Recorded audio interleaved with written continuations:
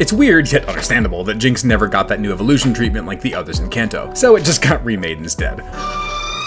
We're running them all, and we'll get to that part, but first, I gotta say, this is not what I thought Froslass's stats were. This has like full-blown Gen 1 Jack-of-all-trades, Master of None stat spread. I really thought that Froslass was much more of a frail special attacker, but here we are. Ice Ghost is an awesome typing stylistically, but as is the case with most ice types, it's not very good. And Snowcloak is famously a very annoying and dangerous ability if you manage to get this thing in the hail. But honestly, Froslass is way worse than I thought, especially in Gen 4, where its move pool is okay. Confuse Ray and Ominous Wind is nice, but other than that, it really isn't doing much at all until you get the host of pretty awesome later game TMs it gets access to. Thankfully in Gen 8 they do add a lot of really solid moves and even more utility to it, but I'm just now realizing both how little I've used this thing and how underwhelming it is. 3.5 stars in battle prowess, and it would have been lower if not for the remakes. But Snowrun had a pretty surprising 3 stars in availability, as you can get it before the 7th gym in Sinnoh and Hoenn, and then on Ula Ula in Alola, and basically right away in Galar. And the Dawnstone, as we saw with Gallade, is much less of an issue than you'd think. It's found in the later mid-game in most regions, so Froslass will get the same 3 stars. And as I said at the start, conceptually, this is basically the exact same idea that Jinx was supposed to be going for. It's based on the Yuki Ono, which are basically snowy mountaintop witch yokai, which is all but confirmed in a few dex entries explaining that Froslass came about by a lost woman on an icy mountain being reborn as Froslass. I may have been a bit harsh on Jinx in concept, or not, due to the controversial aspects of its concept and design, but thankfully Froslass drops all of that and it ends up being pretty awesome, 4 stars. And thankfully in design it is leaps and bounds better. It's still an icy creature in a kimono with purple skin, just way less